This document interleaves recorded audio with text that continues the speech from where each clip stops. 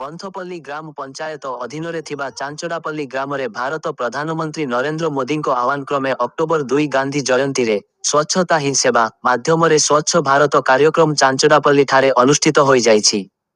ଏହି ସ୍ୱଚ୍ଛ ଭାରତ ଅଭିଯାନ ଦଳର ମହୁଡ଼ା ମଣ୍ଡଳ କାର୍ଯ୍ୟକର୍ତ୍ତା ପବିତ୍ର ସ୍ୱାଇଁଙ୍କ ତତ୍ତ୍ୱାବଧାନରେ ଗାନ୍ଧୀଙ୍କ ଫଟୋ ଚିତ୍ରରେ ମାଲ୍ୟାର୍ପଣ କରିବା ସହ ସ୍ୱଚ୍ଛ ଭାରତ କାର୍ଯ୍ୟକ୍ରମ ଏବଂ ଦଳର ସଦସ୍ୟତା ଅଭିଯାନ ଅନୁଷ୍ଠିତ ହୋଇଯାଇଛି।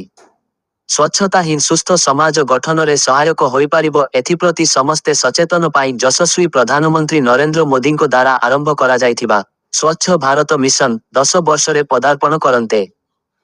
ଆଜିର ଏହି ସ୍ୱଚ୍ଛ ଭାରତ ଅଭିଯାନ କାର୍ଯ୍ୟକ୍ରମରେ ଶଙ୍କର ଭୂୟାଁ, ଟିକିନା ଗୌଡ଼, ଟୁଲୁ ଭୂୟାଁ, ଟୁଙ୍ଗୁରୁ ଭୂୟାଁ, କୃଷ୍ଣଚନ୍ଦ୍ର ସ୍ୱାଇଁ, ସୂର୍ଯ୍ୟ ଭୂୟାଁ, ରିଙ୍କୁ ଜେନା, ସନ୍ତୋଷ ଭୂୟାଁ, ରଞ୍ଜନ ସ୍ୱାଇଁ, ମିଲନ ଭୂୟାଁ, ଦେବ ଗୌଡ଼, ସନ୍ତୋଷ ଗୌଡ଼, ଗନ୍ଧର୍ବ ଗୌଡ଼ ଓ ଅନନ୍ୟ କର୍ମୀ ଯୋଗ ଦେଇ କାର୍ଯ୍ୟ ସଫଳ କରିଥିଲା। କୁକୁଡ଼ାଖନ୍ତି ରୂପୀ କୃଷ୍ଣମୂର୍ତ୍ତି ଅଙ୍କ report live Odisha news update.